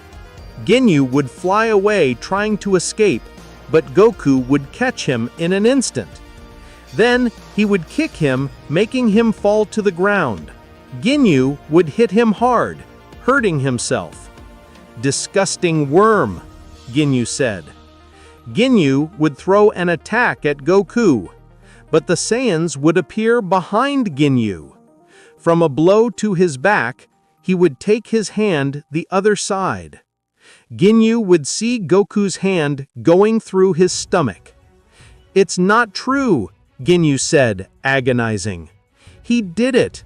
After all, he did it," Bardock said, astonished. "I'm sorry. I don't like this fight. But if the planet is going to die for just your life, I can't allow it," Goku said. Goku would take his hand from inside Ginyu, and he would fall to the ground. Ginyu had just died. Goku had done it, after all. "I can't believe it. You really did it," Bardock said. "Do what?" Goku would ask. "You killed someone," Bardock said. "Well, I call it saving the planet," Goku said. "You know, a life for the whole planet. It's a matter of numbers." "Goku, you're amazing. You're really strong," Ginyu said. "I don't think it's that big of a deal," Goku said. All the Saiyans were excited. They would approach Goku to congratulate him. King Vegeta felt relieved. "I just need a little pressure. It's having a reason to fight, and he will," King Vegeta said. "Come on, Goku. Let's go home. There are a lot of people here," Jinei said. "Wait, what will happen to those guys?" Goku would ask. "Don't worry, Bardock will take care of it," Jinei said. "Guys," Bardock said when he called them. All the Saiyans would launch a key attack on the special forces of Ginyu. They would kill them before they woke up. Meanwhile, in Frieza's ship, the evil Emperor would have no news of the special forces Ginyu. "Where did those useless people go?" Frieza would ask. "It's not possible that they have disappeared that way. I love Frieza." "His tracers are offline," Blue said. "It will be impossible to communicate with them." "How are his tracers offline?" Frieza would ask. "Well, that's what marks our records," Blue said. "It's as if they had been destroyed." "Have they deserted?" Kikuno would ask. "Maybe they are traitors." "I would expect that from anyone but Ginyu," Frieza said.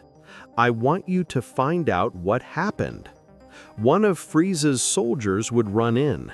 He looked quite upset. "Great Frieza," the mad soldier said. Frieza would throw a beam from here to his shoulder. The soldier would be seriously injured. "Don't scream," Frieza said. "What happened?" "They killed the special forces Ginyu," the soldier said. "What?" Frieza said, disconcerted. "That's right. Our men found their bodies. It seems that someone beat them almost without fighting," the soldier said. "They don't have big wounds. They were precise blows, so it wasn't a fight. Someone very strong killed them." "That doesn't make sense," Frieza said. Frieza would get up from his throne. He would walk around the room thinking about what to do. From his ship, he would observe the planet Vegeta. He would remember the situation that had happened with King Vegeta and the funds they lost. "I don't think I need them anymore," Frieza said seriously. "Great Frieza, could it be?" Beery Blue said. "That's right. I don't know what happens on that planet, but it brings more problems than solutions," Frieza said. "They eliminated the Special Forces Jinyu. They gave me a great guarantee. They will be almost irreplaceable." Frieza would go outside the ship, finding himself in space. He would observe the planet Vegeta with contempt.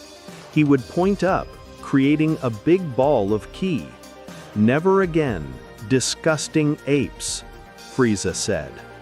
On the planet Vegeta, everyone would see how the sky was illuminated.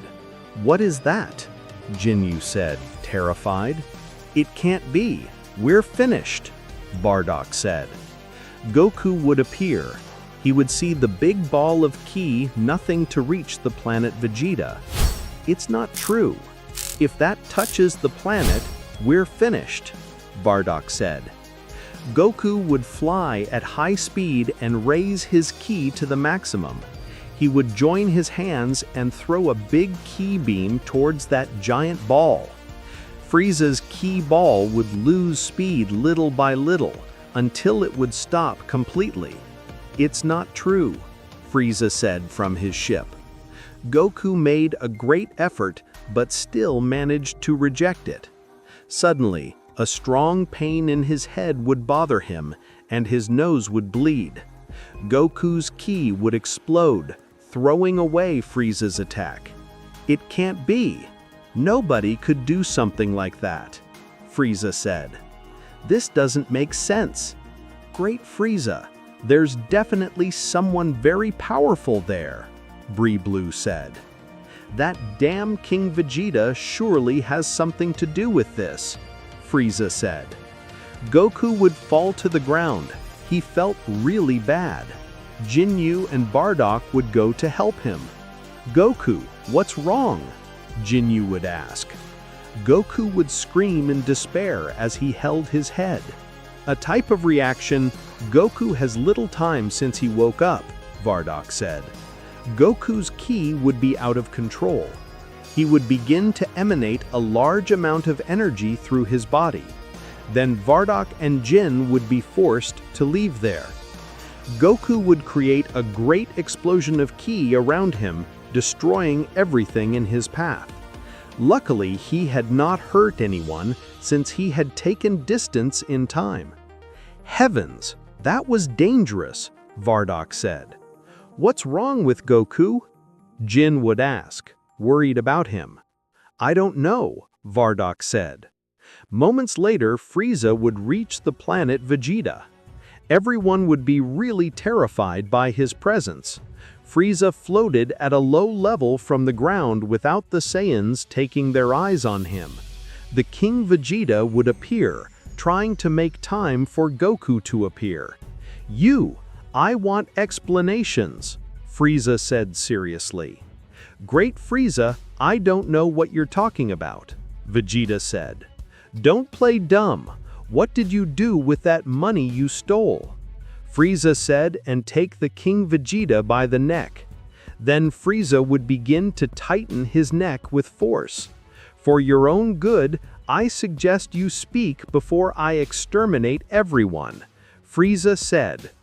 Jinyu and Bardock were desperate trying to wake up Goku, but he was still unconscious. "It can't be. He doesn't wake up at all," Jin said. "Come on, Goku, you have to wake up.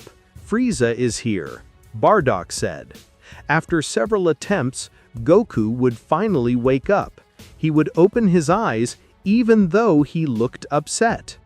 "Goku, you finally wake up," Jin said. Goku would get out of there without giving any kind of explanation. In an instant, the location of Frieza would arrive. "Who are you?" Frieza would ask.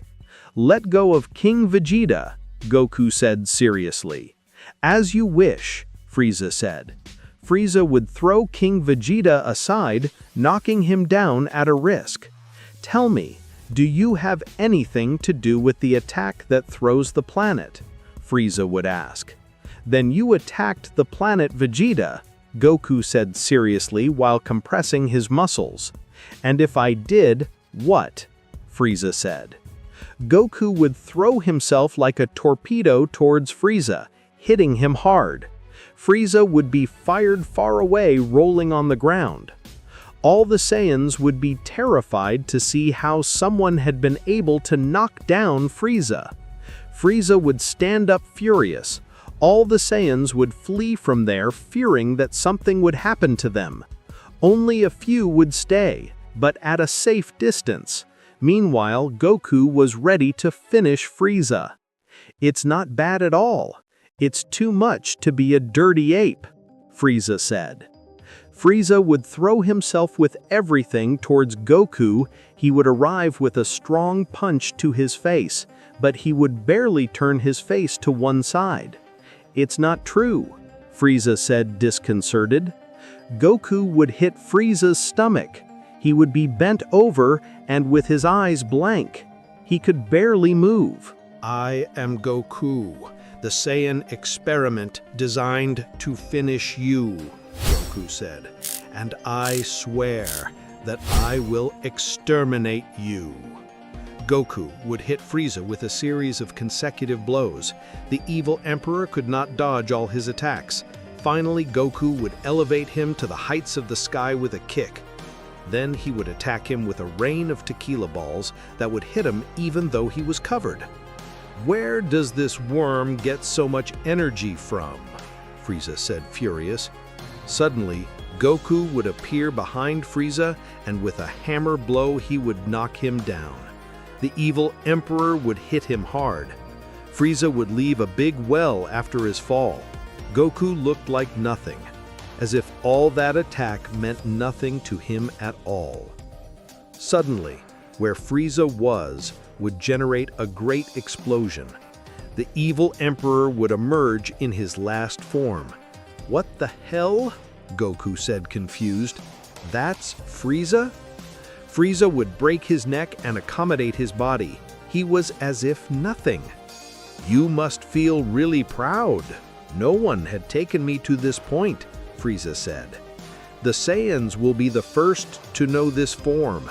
My last transformation, the most definitive of all. Then Goku would descend. He felt the great energy of Frieza. I don't like this fighting, but for some reason when I see you, I feel like breaking all your bones. Furious, Goku said. What's wrong with him? Shocked, Jin would ask. I don't know. It looks like he just wants to fight Frieza. It must be something that was pending while they worked on him, Bardock said. So, when do you want? Frieza said. Goku would throw everything at Frieza. He would arrive with a flying kick, but Goku would continue long because Frieza had easily dodged it. Then Goku would return to Frieza. He would attack him with everything, but his attacks were useless. How is it possible? Goku would ask, disconcerted, when he noticed that he could not connect a single attack.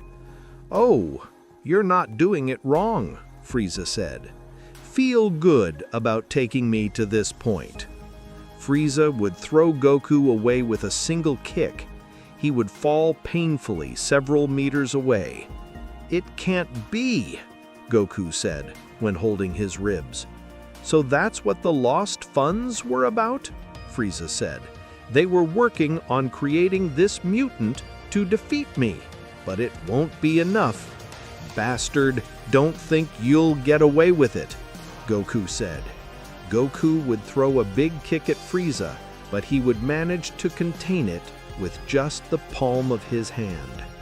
Come on, do you really think you can destroy me? Frieza would ask. Our levels are really different, but if you want to try your luck while I'm with you, it would be a good exercise. Damn, Goku said. Goku would raise his ki to the maximum, as much as he could. He would throw everything at Frieza and try to connect a hit. but it would be really impossible. Frieza made fun of Goku by just dodging his attacks. Goku had nothing to do. He would keep trying even if he couldn't. "Come on, so here are my funds," Frieza said. Frieza would hit Goku in the stomach, then 2 precise blows to the chest. Goku would be motionless due to the damage, and he would cough blood. Then Frieza would hold Goku by the neck with his tail and lift him from the ground. "I plan to recover the money they stole from me, so I can make you an offer," Frieza said. "Work for me and I will spare your life." "That never," Goku said. Frieza would start hitting Goku over and over again without giving him a chance at all. "Come on, after all, you are mine," Frieza said. "They made you with the money they stole from me, so you belong to me." Frieza would keep hitting Goku with everything, but he wouldn't give up for anything in the world. "We have to do something," Bardock said. "Bardock, you are crazy. We have no chance against him," Vegeta said. "If we don't do something, we will die anyway. Kakarot is our only hope," Bardock said. "Darling?" Jean said. "What?" Bardock said. "If you called Goku by the name of your son, it means you are desperate," Vegeta said. "I trust him," Jean said. Jin would approach the fight.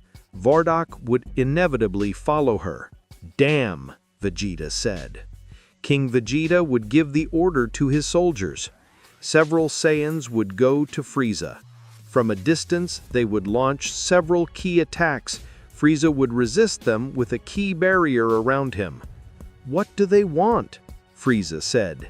In that distraction, Goku would bite his tail, Frieza would scream in pain and let him go.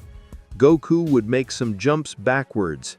"It doesn't matter what happens to me, I won't give up." Goku would scream after biting Frieza's tail. Goku was ready to fight Frieza.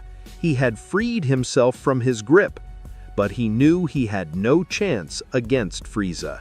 Even so, he wouldn't give up so easily. "I'll finish you anyway," Goku said. "I'm still waiting for you to do that," Frieza said. Goku looked really upset. Finally, he would take courage and launch again with everything towards Frieza. He would attack him again with the same result.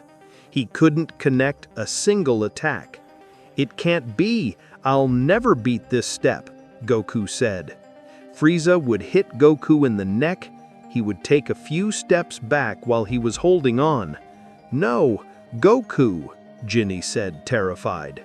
Goku had serious breathing problems. The blow had been very precise. "What is that? Spectators?" Frieza said while looking to one side. "Wow, so they didn't leave here?" Frieza would see all the Saiyans that were still there. "I see you want to die before time," Frieza said. Frieza would launch an energy attack at them. Although he hadn't hurt them directly, the energy expansion would throw them away. "Enough," furious Goku said. Goku would reach Frieza in an instant with a punch. Incredibly, Frieza had not been able to dodge the attack. "Damn ape," Frieza said. Frieza would throw a kick, but Goku would cover himself at the right time and would answer with a kick in his chest. Frieza would move away a few meters, scraping his feet on the ground. "It's not true," Frieza said, furious. "Where did you get more strength?" Goku would have a strange, shiny aura around him. His hair would start to flame. "I won't let you touch anyone," Goku said, determined. "If necessary, I will kill you." Goku would attack Frieza again. This time the evil Emperor would notice the power of his attacks. Goku would gradually get stronger as time went on. "I don't understand," What gives him so much energy? Frieza thought, worried. Frieza would manage to hit Goku in the chest, moving him away, but in an instant, Goku would recover and launch again to Frieza, this time with a strong kick in his chest. "Damn," Frieza said, furious. "It would be better if I fought seriously." Frieza would make a key explosion, throwing Goku away just with the energy expansion. Goku couldn't believe it. Frieza's power had suddenly increased. "It can't be. What's going to happen?" Jean said. "Jean, we better get out of here," Bardock said. "I don't plan on leaving Goku alone," Jean said. "We'll only get in the way here," Vegeta said. But Jean said the ground under them would crack.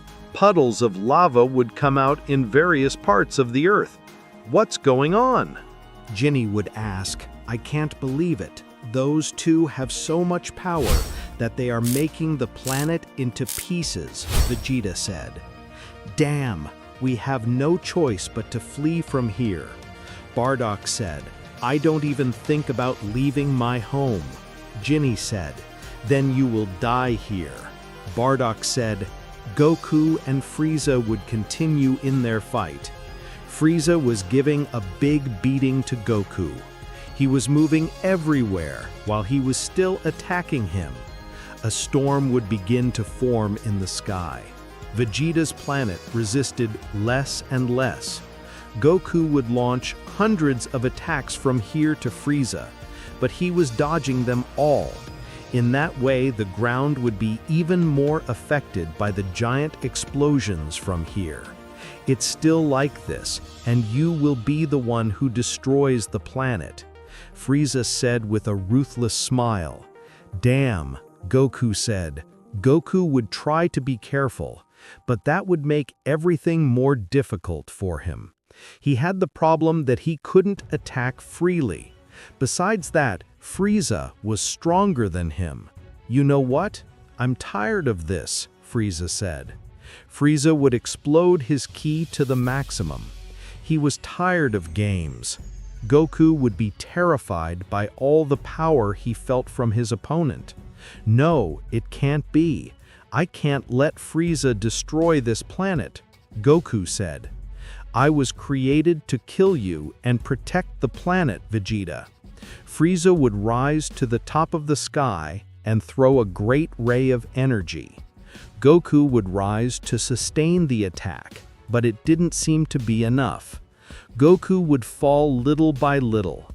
It only delayed the destruction of the planet. Some Saiyans would begin to try to flee, although the great storm would create difficulties in their escapes and some ships would be destroyed. Goku would begin to force his ki to the maximum. He wouldn't let the planet be destroyed for nothing in the world. Little by little, his ki would rise. Suddenly, Goku would create an explosion of ki around him, transforming into the Super Saiyan for the first time. "What is that?" Frieza would ask, terrified. Goku would launch a great ki attack, counteracting Frieza's attack. That ability would be dodged by Frieza, but by very little. The evil Emperor would be terrified by so much power in a single moment. Before he could react to something, Goku would reach him with a strong blow to his stomach. Frieza would cough due to the force of the attack. "It can't be," Frieza thought, terrified. Goku would hold Frieza's face, would descend at great speed with him, and would make him crash against the ground. Then Goku would fall on Frieza, stepping on his stomach. The evil Emperor would be seriously injured. "It's incredible. Goku got very strong of blow," Bardock said. "It's our salvation. Goku will win," Ginny said, excited. "Even if he wins, we are lost," Vegeta said. Everyone would observe around him. The beautiful planet was in terrible condition. Hundreds of lava jets would come out everywhere, and the tremors would be too powerful. "Get out of here. There's nothing to do," Vegeta said. "Wait, what will you do?" Bardock would ask. "Nothing. I'll stay here," Vegeta said. "A captain sinks with his ship." Frieza would stand up really sore. He could hardly move. "You're a damn cheater," Frieza said. "You can't get so strong just because." "Shut up," Goku said. Goku would attack Frieza with everything. The evil emperor would have no chance. Little by little he would wear him out without giving him time to defend himself. In a matter of seconds, Goku would give him the final blow. Frieza would fall to the ground, unable to move. Goku would walk slowly towards him. He would see how he suffered. "Look what you got," Goku said. "I don't care," Frieza said. "Why? Anyway, you will die." "What are you talking about?" Goku said. "Come on, just look around you," Frieza said. Goku would realize late. The whole planet was about to explode. "I'm a cold demon. I can survive in space, but you can't. You need oxygen or you will die." Frieza said, "Damn," Goku said. Goku would fly away looking for a solution. Frieza would throw a ki beam at his back, but Goku would answer with the same attack. Finally, Frieza would receive the attack directly, exploding in a ki bomb. Goku would go with Bardock and Ginny. They were waiting for him. "We have to get out of here," Bardock said. Bardock and Ginny would take Goku to a ship so they could escape. King Vegeta was observing his planet. He didn't move at all in the world. "Come on, stop being like this and come with us," Bardock said. "This is my planet and I will share your fate," King Vegeta said. "Don't be stupid. It doesn't make sense to die here," Ginny said. "Go away. I have nothing to do elsewhere," King Vegeta said. Our friends didn't have more time, so they would leave him there. Goku and the others would get on the ship and take off. When flying, they would have certain difficulties since the storm was too strong. King Vegeta would go for Frieza's location. He would have cut him into pieces with his destroyed body. "You slaved us for years, and messing with us cost you your life," King Vegeta said. "You don't know the pleasure that gives me, the fact that you die on our planet." Frieza would open his eyes, although he would not speak. King Vegeta would fall seated in fear. "It can't be that he is alive in that state," King Vegeta said. Frieza from his eyes would launch 2 ki lasers, thus eliminating King Vegeta. Goku and the others would manage to escape the planet with great difficulty. "We did it," Ginny said. "I'm sorry, I didn't think our fight would cause this," Goku said. "Don't worry, Frieza was going to kill us anyway," Bardock said. "You saved us, but what are we going to do now?" Goku said. "There is a planet near here called Earth. It is said that it is very quiet and that its inhabitants are humans. They are beings like us, but without a tail," Bardock said. "Without a tail," Ginny said. "How disgusting. Hey, it's not that bad. It's like when they cut our tail," Bardock said. "It's not the same not having a tail for a few days until you grow up without it." "Poor, ugly babies," Ginny said. "Tell me, do they lay eggs?"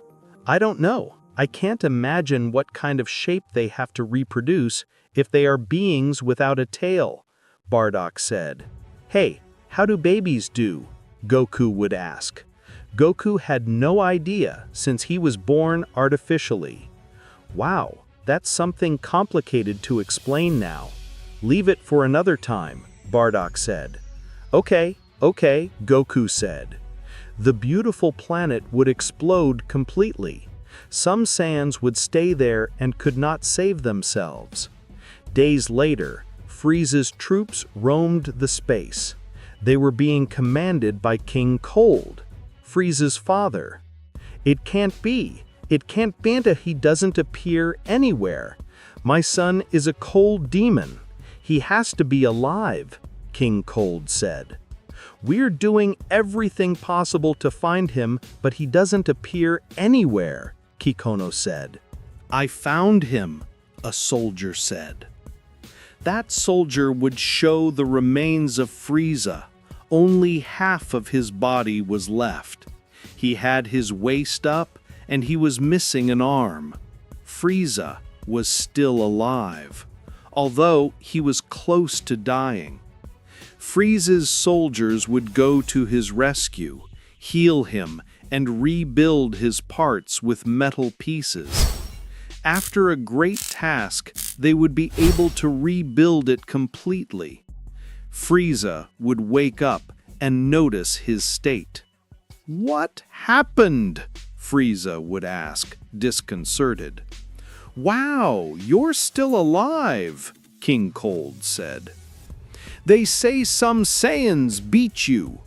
"No, they weren't some Saiyans. It was the Saiyans," Frieza said, terrified. "What are you talking about?" King Cold said. "He was an artificial Saiyans. They created the legendary Super Saiyans," Frieza said. "That the legend of the Super Saiyans was true," King Cold said. "What do you mean?" Frieza would ask. "There is a legend that I want to tell you, but first, try to recover. Tomorrow, some specialists will come and see how to really rebuild you, and not with metal pieces," King Cold said. Frieza would observe his hands and the rest of his body. He would notice the metal pieces everywhere. "Damn, Goku, you're going to pay me," Frieza said. On Earth, Goku and the others were ready to start a new life. "Heavens, there are no more Saiyans here," Goku said. "Some are elsewhere, while others went to other planets. But don't worry, now let's find a way to build a home," Bardock said. "And now, how will we survive?"